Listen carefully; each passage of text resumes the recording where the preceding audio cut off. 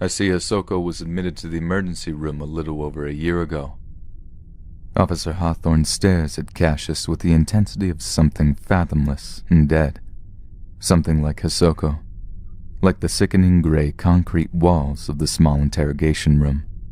Empty, lifeless, silent, gray. Mr. Abaddon.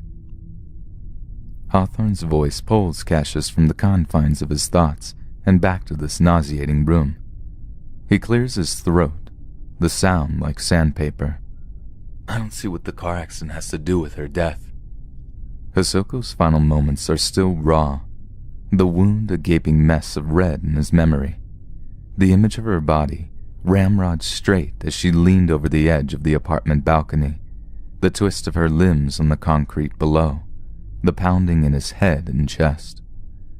From so high up, he could see her swollen stomach was now limp, like a yolk broken from its egg, her midnight hair haloed in a smatter of dark blood on the asphalt.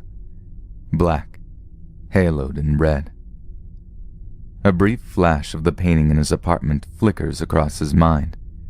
He remembers those specific paint strokes. A black, bottomless circle outlined in crimson. The image belongs to the eyes of a portrait currently sitting in his home studio, miles from where he is now. A portrait that was the source of his personal hell for the better part of the last year. Painting used to be an escape for Cassius, and he found the silence as he worked soothing. But the night Hisoko announced she was pregnant, that all changed. He sat down to an empty canvas, and what came out of the brush strokes wasn't what he intended, though he wasn't sure what it was. The mess of blues and violets, blacks and grays, had no real shape, and yet its formlessness was grotesque and carried a sense of a pulse, of something living. Still, he continued to work on it, but stopped when he realized his precious silence had been replaced by a two-toned, inhuman laughter that filled the room to the point where he felt he would disappear inside of it. Panicked, he scoured the room for the source of the laughter, but there was nothing, and no way to dim it. The less time he spent painting, the louder it got, so we painted. For months it continued this way, beginning when he sat down to work on the portrait.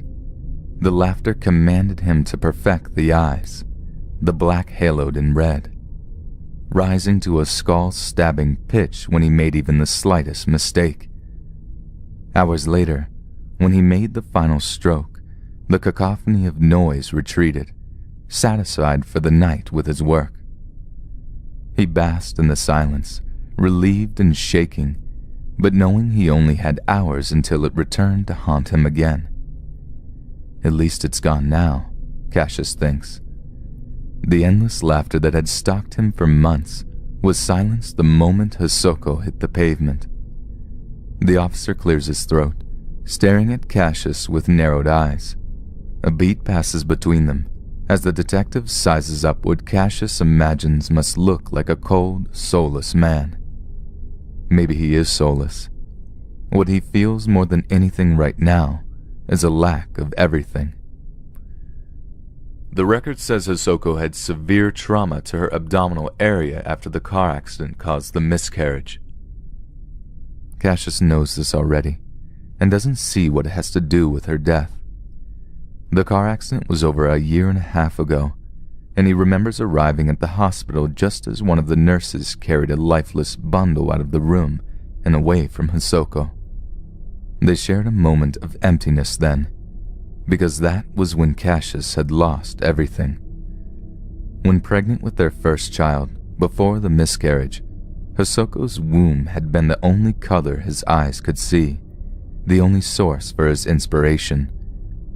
It hadn't been like that when she'd first announced her pregnancy, but as the child grew stronger, it seemed to suck the living color from Cassius's world until the unborn hoarded it all inside itself, leaving the rest of the world a flat, dead gray. He had watched the entire light spectrum dance on Hisoko's stomach just months before the accident with awe. Seeing the lights and unnameable hues fade back to gray in the nurse's arms was almost unbearable. Cassius felt his insides sink, heavy with sadness. His whole world was gray after that. No color to break the monotony. Hisoko remained silent in her hospital bed, just staring straight ahead, eyes wide open as if she were watching a playback of the accident. Cassius preferred the quiet. He didn't know what to say to her. He didn't know how to ask why she hadn't looked both ways before crossing the road.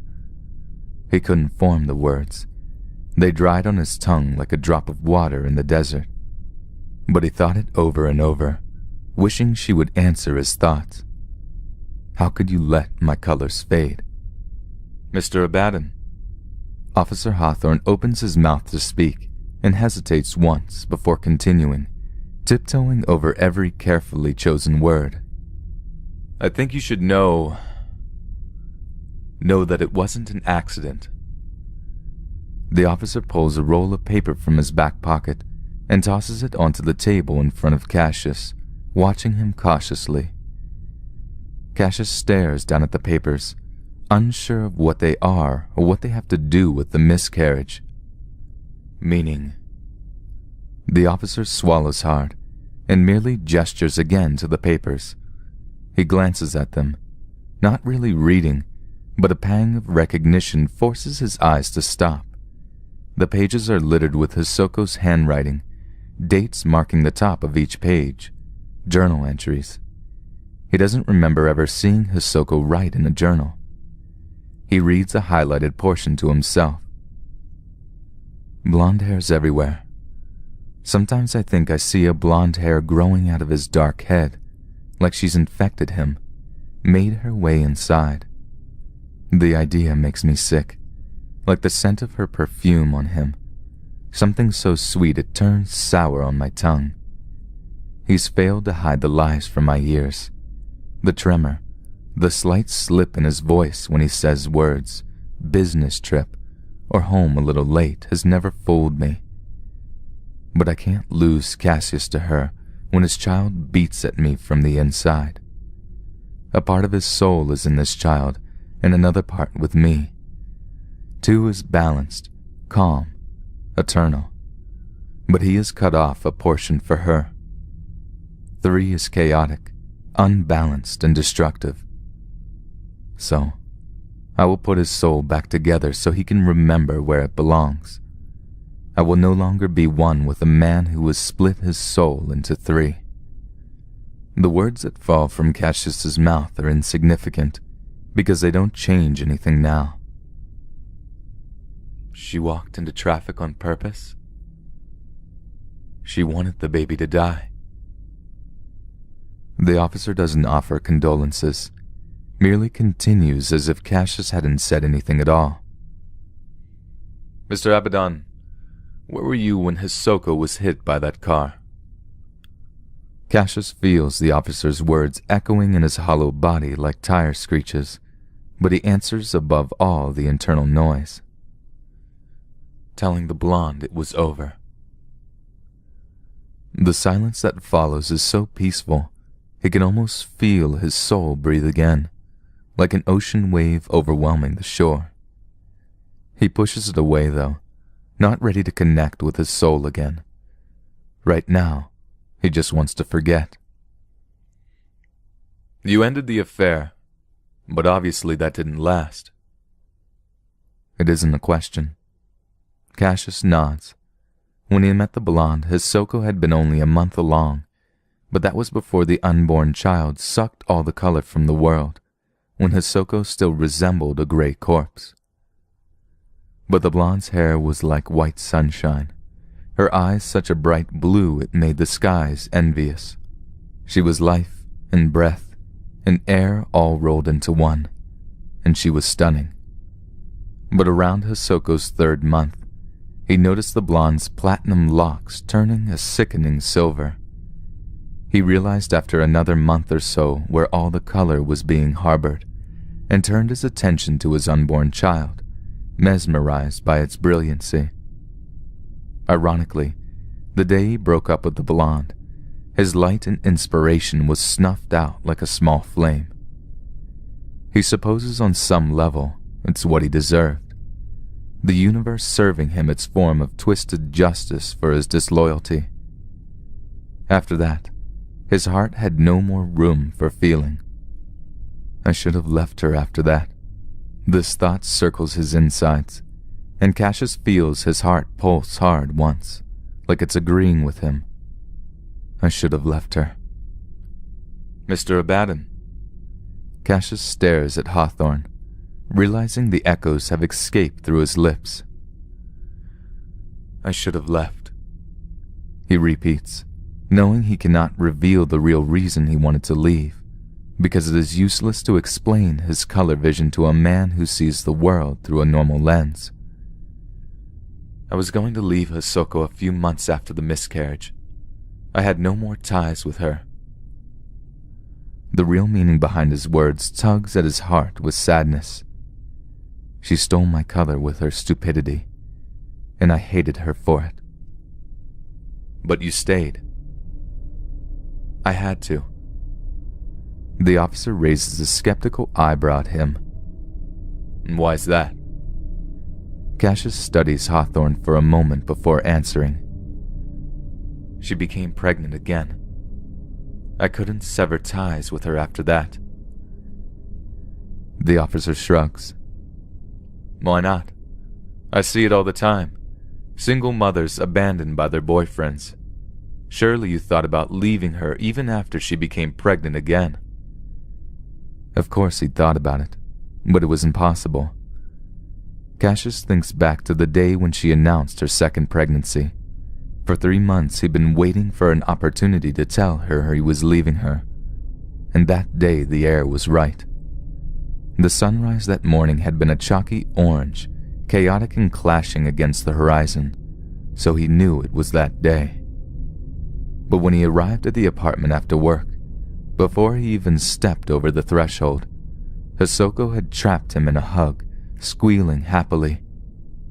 We're pregnant, Cassius. At her words, the room spun. The edges of his vision wobbled. Devastation planted his feet to the ground like gravity, but the possibility of regaining that vibrancy of color in his life lifted his thoughts high into the atmosphere. Torn between anguish and rejoice, Cassius didn't know what to say. The prospect of regaining that light spectrum, his greatest inspiration, was too great of an opportunity to just walk away from. But again, Cassius had no experience describing his color world to others, so he lies. Things got better. Cassius swallows, and tries adding a truth to make the lie more convincing. She was happy, the way she used to be before the accident, and we were getting extra money, so we argued less about it. Extra income. Judgment flickers in Hawthorne's eye. From where? Cassius tells the officer how Hisoko found a tenant for the apartment they owned just above their own. The extra income eased their bills and financial burdens. When they first moved in, the property above their own was for sale. So trashed by its previous owners, the landlord didn't have the money to fix it up himself and couldn't rent it out. Cassius had a wad of cash he'd withdrawn from the bank just hours after dropping out of university before his mother could remove it from his account. He offered the landlord 6 months advance rent for both apartments. The deal had been rather easily, actually. Hisoko had the place tidied in nearly a month, but unfortunately, it wasn't until the time she became pregnant again someone finally rented. The officer nods. Must have been nice. Lucky you scrounged away with some of your money before your mom found out. Cassius nods. He knew once he officially dropped from the university and personally informed his father he would not be taking over the family business, his mother would be the first to withdraw his trust fund money and have Cassius be written out of both of their wills. Tell me something, Cassius. If things got better... The officer leans closer. If things got better, How did you end up here at the station today with a dead girlfriend? Cash's fist clenches and unclenches like a dying heartbeat. Things didn't stay better. They rarely do. The officer circles Cassius the way a vulture circles a carcass. What happened?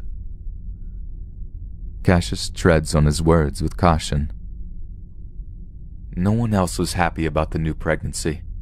Her best friend ignored her for weeks after she told her, and her mother told her she didn't have a daughter and hung up on her. She started complaining about morning sickness, said it was haunting her, felt sick all the time. The truth about why things didn't stay better. The laughter haunted the second pregnancy, haunted me. Cassius hardly remembers the day Hisoko called her parents and Tess, because the memory of the laughter overpowered him that day, but the night before was a night Cassius remembers easily. It was the second night of his torture, when the shadows first appeared. He sat in his studio, frantically working away at the picture, trying to stave off the laughing, but he still felt, no matter what color he used on the canvas, the shadows in the room grew as the sun died for the night, and he felt the endless pit of black closing in on him from the corners. The thoughts of being swallowed by the darkness made Cassius's heart pound and spread chills over his skin like a frost. Instead of dissipating, the cold chills reverberated across his skin like an electric current, pumping his veins full of warning adrenaline. Soon, the frantic thud of his heartbeat was the only sound he could hear. The shadows at the corners of the room formed into twisted shapes, similar to something human, but disfigured by Cassius's limited range of vision in the unlit room.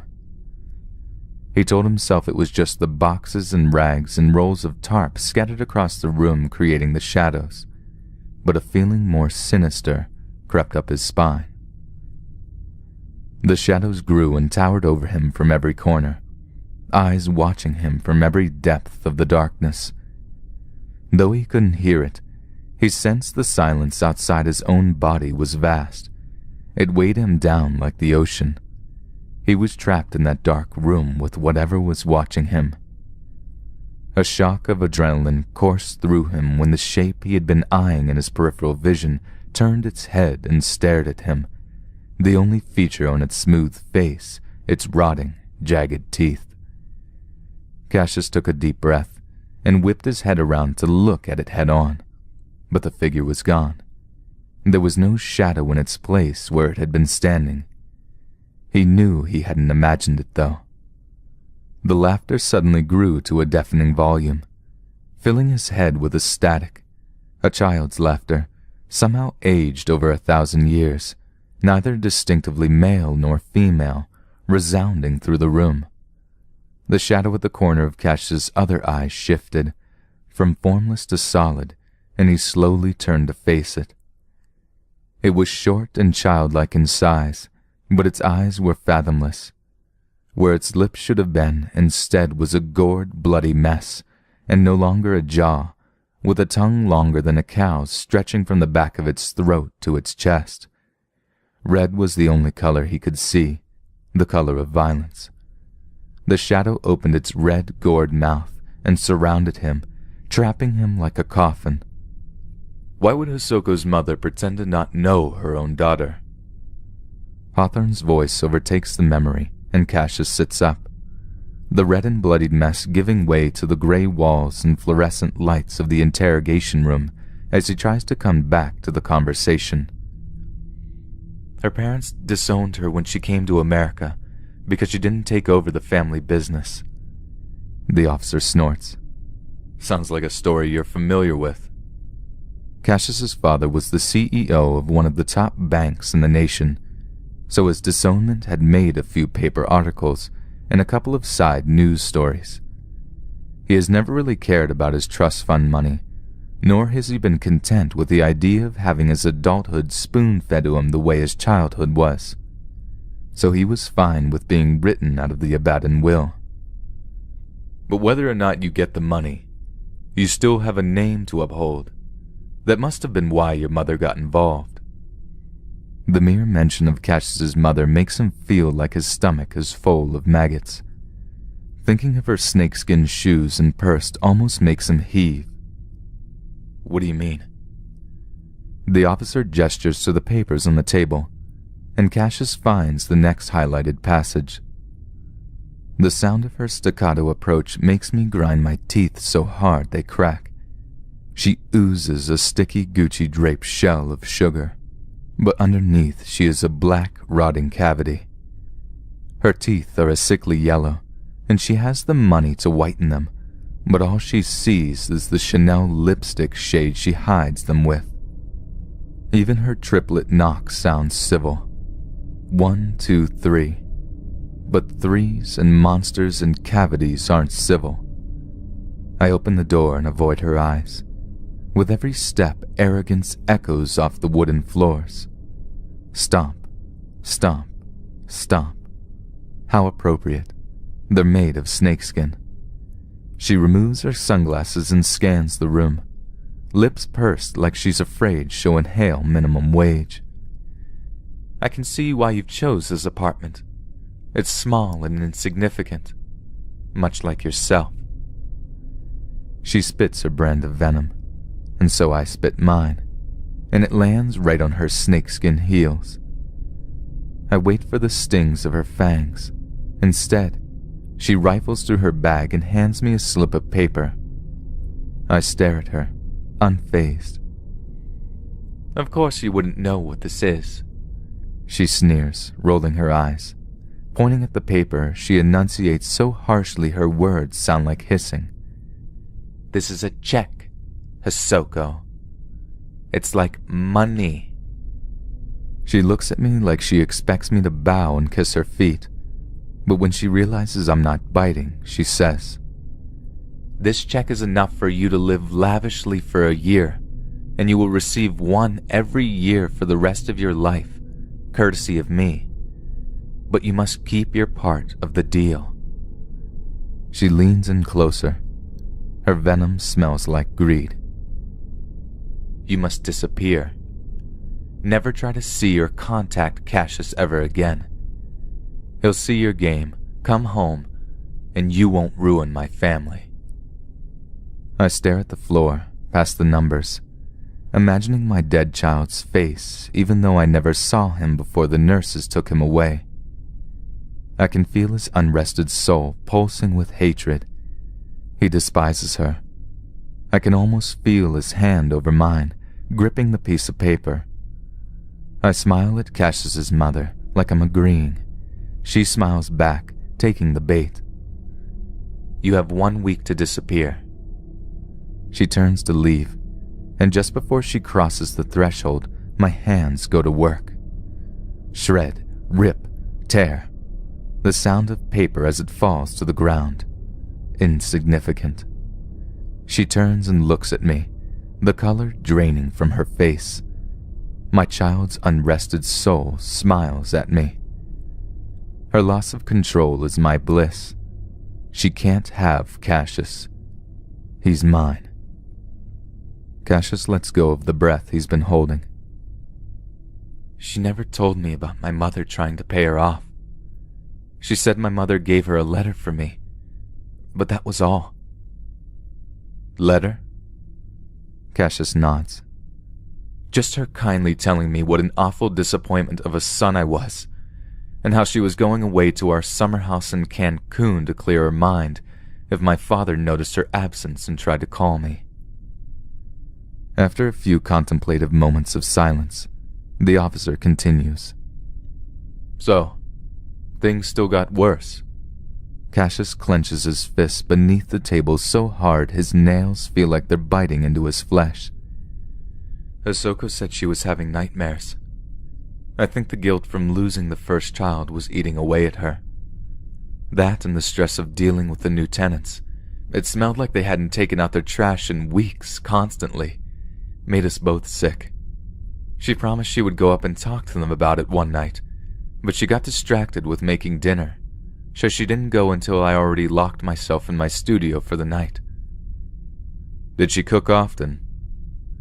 Cassius finds this question odd, but nods. She cooked all the time.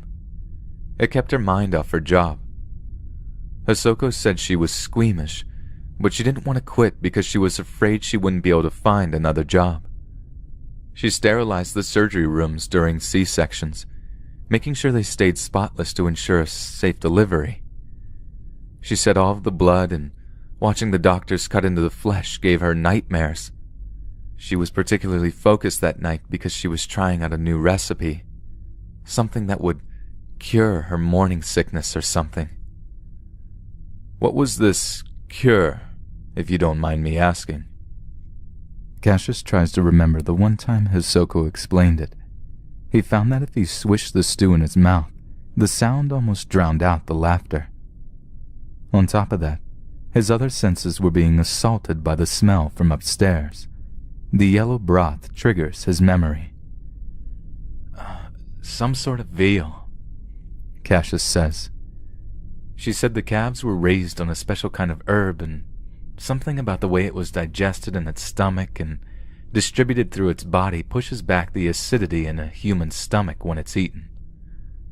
He chews at the inside of his cheek, brows furrowed. Interesting. And she learned that from a friend. Did she learn it from Tessa? What?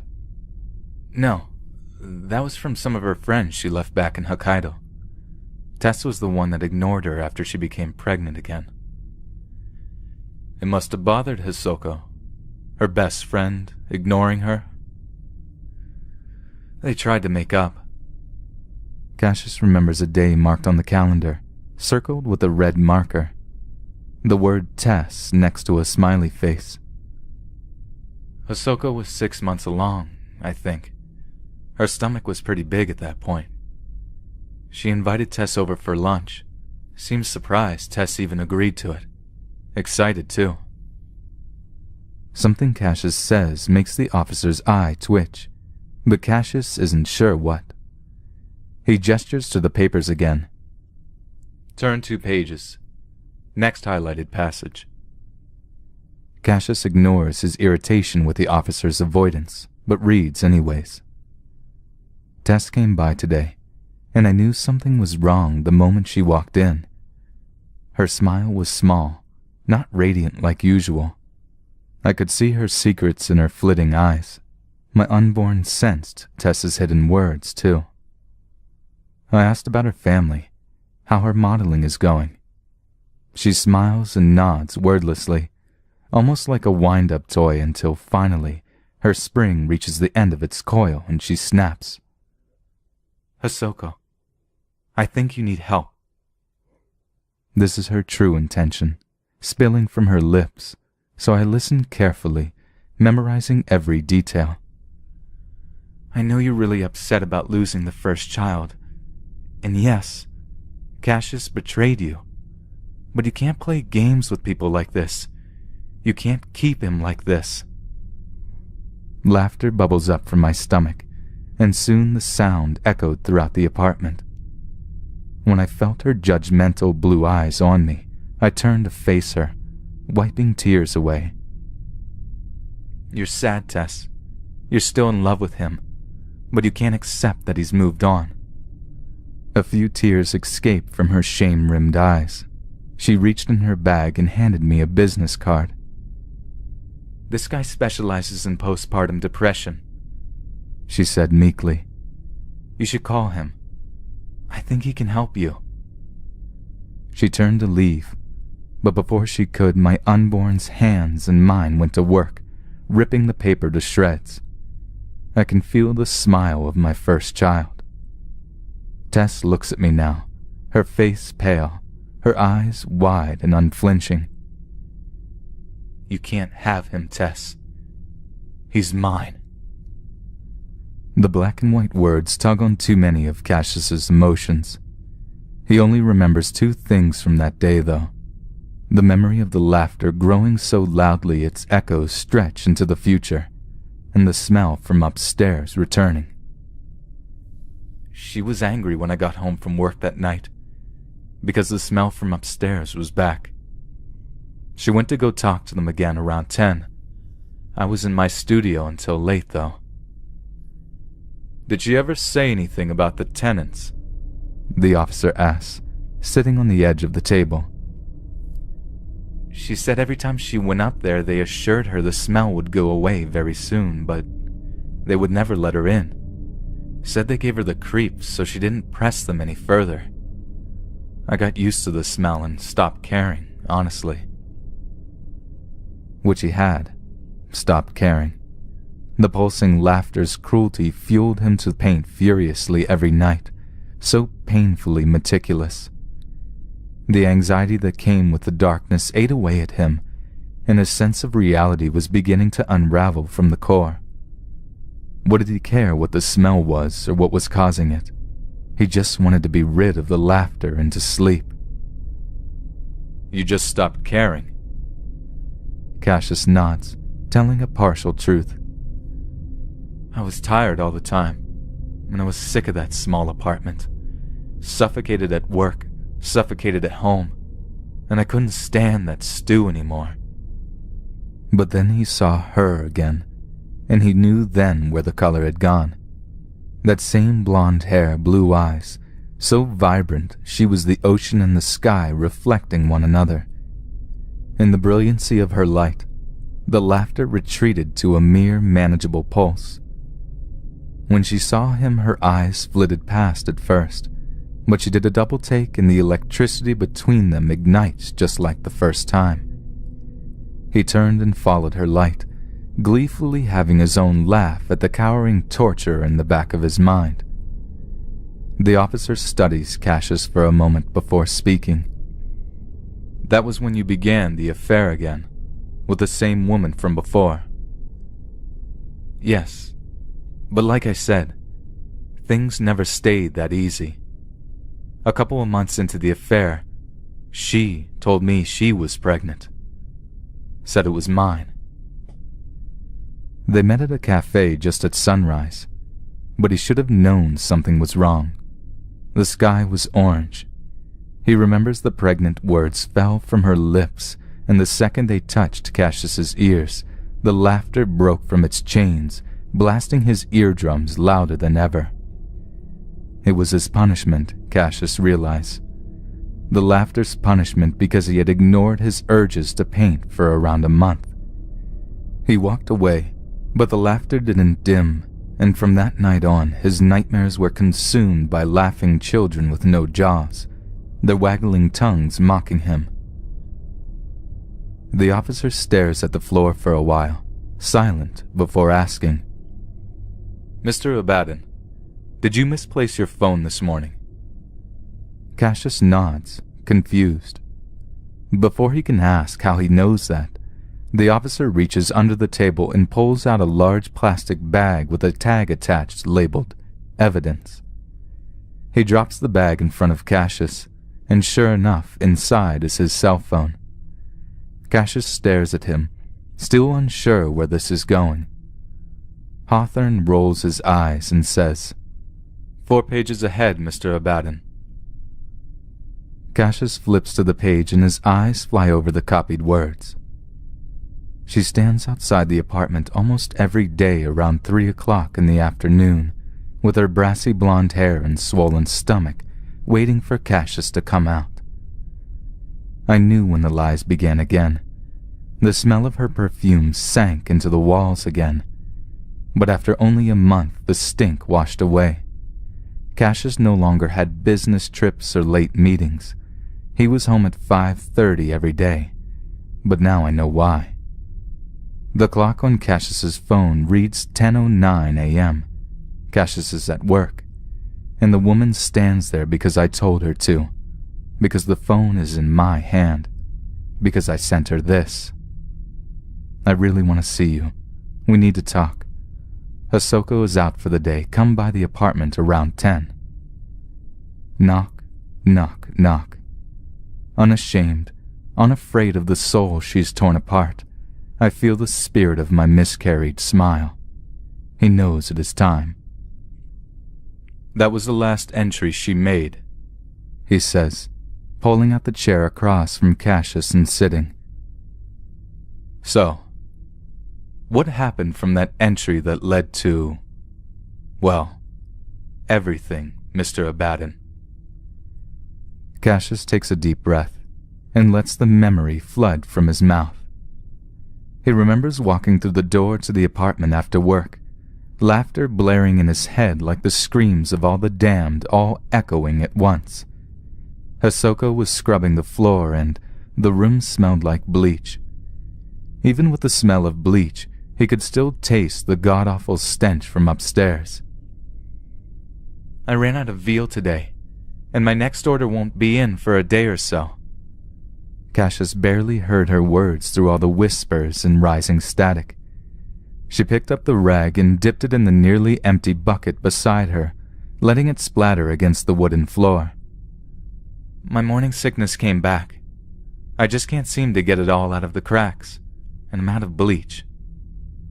She stood without looking at Cassius, and he didn't look at her when she turned to him and said she was running to the store to grab dinner and more bleach.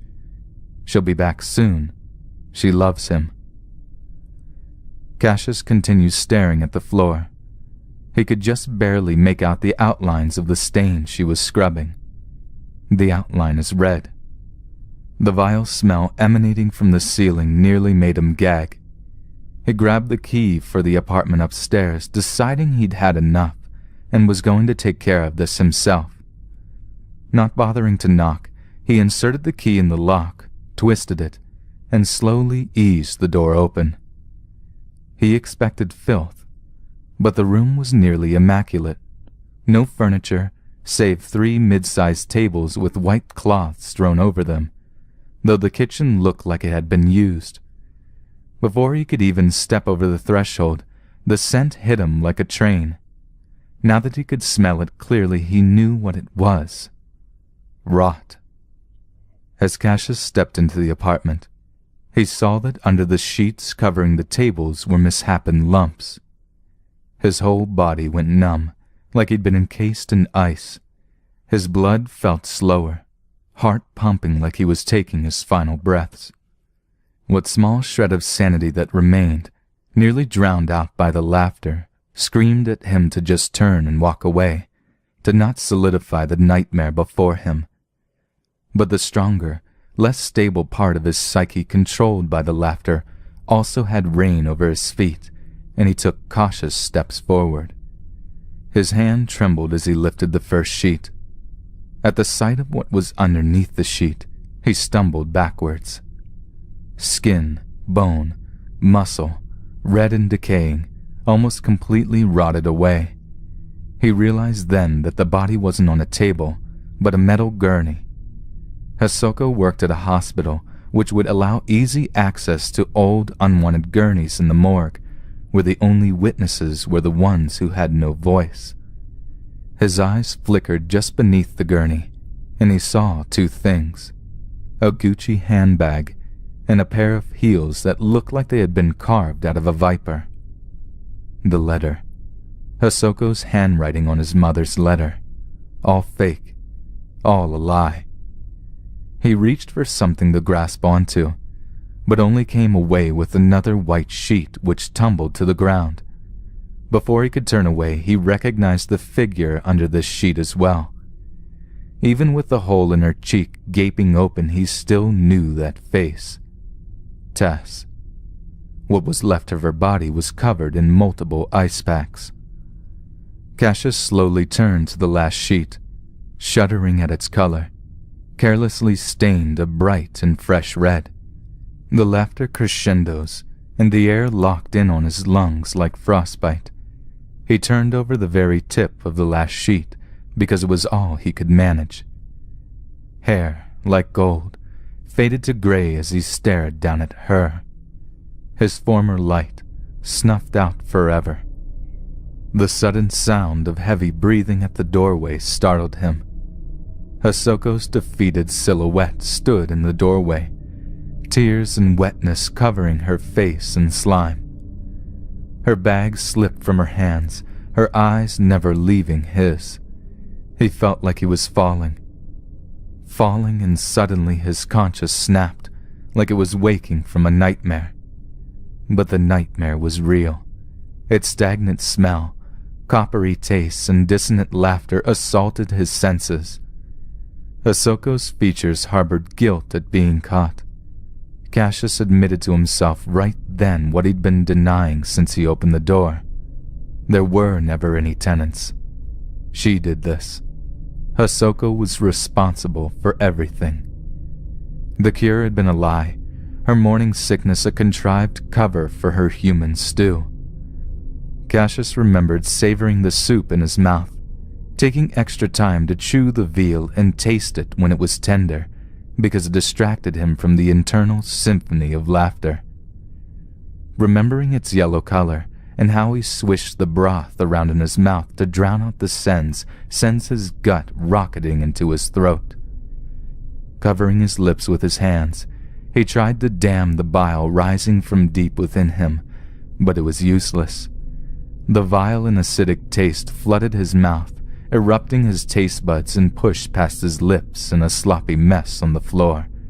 He heaved several more times before he was completely empty. His mother, the woman he hated above all else, Tess, his longtime friend from college he'd grown apart from. They'd been inside him. He'd tasted, chewed on their meat and skin. There was nothing left in Cassius to throw up. Nothing left in Cassius at all, which allowed the laughter to grow and cultivate its torture like a weed. Somewhere, beneath all the laughter, he heard a muffled voice screaming. Hisoko was suddenly in Cassius's face, tears and snot seeping from her eyes and nose. She looked slimy, gray, dead, paler than the actual dead on the gurneys. Between sobs, she said something. Her lips trembled and she watched Cassius expectantly. That wretched sound shackled him to the floor and twisted his tongue with its piercing howling as Hisoko slowly backed away and walked to the balcony of the apartment. He couldn't move as she teetered on its edge and glanced back one final time at him, her protruding gray stomach the last thing he saw before she sailed over the edge. The laughter grew louder and louder as Hisoko flew closer to the ground, and when she finally hit the pavement 9 stories below, Cassius heard the sound like it was his own skull cracking in two. But he remembers the relief that washed over him, because with the cracking noise came the end of the laughter. He doesn't remember peering over the edge or dialing 911, or his silence on the phone with the operator. Cassius doesn't remember dragging himself back down to his apartment and shutting himself in his studio. But he also must have done that because he does remember finally taking the whole scope of the canvas he'd been tediously laboring away at for so long. It was the image of the shadow he'd seen the first night the laughter resounded through his body. Red-rimmed eyes, lipless, no lower jaw, jagged teeth and a waggling, laughing tongue as long as a cow's. A demon in a child's cloak. Hawthorne hasn't moved the entire time. Cassius's emptiness from reliving the last few hours is so devastatingly real, he wants to shut it all out. One image stays in his mind, though. Her stomach, like a deflated balloon. The prospect of ever having color again is gone, even if this child hadn't been as bright as the last. But what does it matter? The child is dead. "What was that, Mr. Abaddon?" Cassius repeats what he thought he said only in his mind out loud. The officer hesitates before pulling out a small camera from his pocket. "Mr. Abaddon, I made a special request for the medical examiners to send me the photos taken at the death site. I realize these may shock you, but now that I understand the circumstances surrounding Hisoko's suicide, I think it is best you should see these." Cassius takes the camera and scrolls through a few pictures before stopping on the one that catches his attention. In the background stands the outline of a child, but completely black like a 3-dimensional shadow. Then he sees what Hawthorne is pointing to. In the picture, the medical examiner is barely lifting the bottom of Hisoko's shirt, revealing something that looks like a bag of white flour. A pregnancy simulator, a belt filled with water made to look like a pregnant stomach if concealed. The realization rips the breath from his lungs like a thief, and he mutters, "She wasn't pregnant?" The officer shakes his head somberly, slowly. "No, she wasn't." He allows Cassius to be alone with his thoughts for a few moments before speaking again. "Since she worked in the maternity ward, it would have been easy for her to steal one and fill it with more water as time went on. But I gotta say, in my opinion, the only thing that would have explained how you didn't notice a whole year and a half pass without Hisoko giving birth is if there's something seriously wrong with you." Cassius still doesn't know what to say.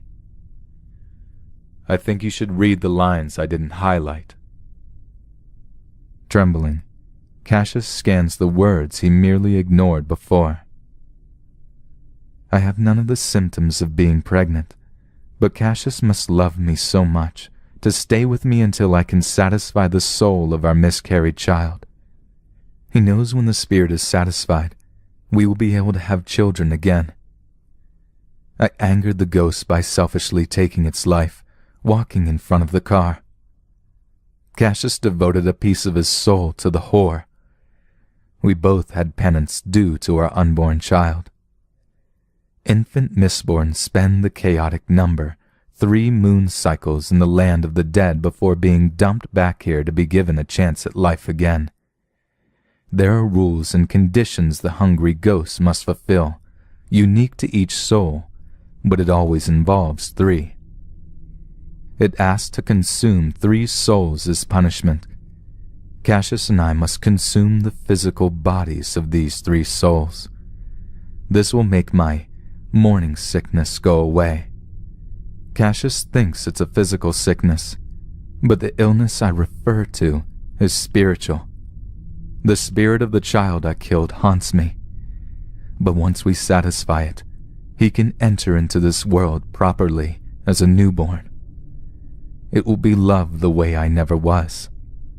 I was supposed to stay hidden, like silence, like glances in forbidden midnight embraces in bed before marriage. I had a hushed bump, a hushed birth. I was my parents' best-kept secret, not allowed in the land of the living. My name means secret, but it is easier to whisper than shout. So, I was silent, almost forgotten. But I will never forget my child, not the way my parents did me when I fled to America to escape a land where I felt dead. Despite my hatred, my parents taught me how to properly refrigerate meat to prolong its life before it goes sour with maggots. Being the daughter of a butcher has become my advantage. Cassius's mother didn't stay fresh as long as I would have liked, but I insulated Tessa's cold packs better. It kept her tasting at least decent for a few months. It's even more perfect because the miscarried ghost won't have to wait to be born. As soon as I lure in the woman who caused this mess in the first place, it can inhabit the body of her child, her and Cassius's, when it is born. I've seen the doctors do it 100 times in the operating room, and I have the right tools upstairs. An unfamiliar voice interrupts the silence. A younger officer is standing in the doorway. "The hospital called. The baby's going to survive. He's in the ICU. But they said Mr. Abaddon can come see him. Probably be able to take him home in a few weeks." The man leaves. "Well, Mr. Abaddon, looks like I'll be escorting you to the hospital instead of a jail cell tonight." "I don't understand," Cassius mutters, standing slowly. "Hisoko wasn't pregnant?" "She wasn't," he agrees. "But her third victim, the blonde, was. 8 months along, actually. Hisoko knew how to keep meat fresh, and from seeing the C-sections at work almost every day, she would have vast knowledge on how to perform one. When we found him hidden in the closet, your son had already been cleaned of the blood, but he wasn't breathing easily. We called a bus and rushed it to the hospital about a half hour after he made the 911 call. Cassius feels his face grow colder, like he's back in his studio gazing at the portrait, the demon-child hybrid watching him hungrily with eyes of hellfire. The ride to the hospital is silent, and oddly enough, even the ICU in the maternity ward is eerily quiet. All of the babies are lying in their see-through boxes like display coffins, asleep. A very tired-looking nurse escorts Cassius to a particular box. He stares down at the child, trying to pick out any distinctive features, but he finds none. This child has no color, no pigment to his skin, no inspiration, but at least the laughter has stopped. Just under the veil of silence, he thinks he can hear its tiny heartbeat, a faint pulsing in his ears. Cautiously, he reaches a hand in the circular side opening and touches the baby's fingers to feel its heartbeat. The baby's eyes flutter open wearily, but when they stretch all the way open, Cassius rips his hand from the crib, praying the image is just an illusion, just his imagination. His own heart is so loud it echoes off the walls, but he dares another glance at those eyes. Black, haloed in red. But when the baby blinks, Cassius sees a normal brown. He isn't fooled, though. He knows what he saw. The demon child, the miscarried soul, the portrait in his studio was wearing his son's skin. Staring down at his son, he almost stares into his black aura from an empty eternity, but he tears his eyes away and walks out of the room. As Cassius retreats from the ICU, he can barely hear the officer's congratulations at becoming a father. The pulse he'd mistaken for his son's heartbeat wasn't a pulse at all, but the laughter, ricocheting off of Cassius's hollow insides in an endless loop.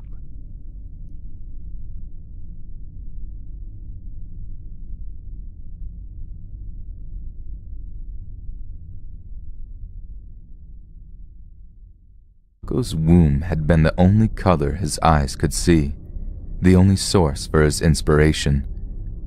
It hadn't been like that when she'd first announced her pregnancy, but as the child grew stronger, it seemed to suck the living color from Cassius's world until the unborn hoarded it all inside itself, leaving the rest of the world a flat, dead gray.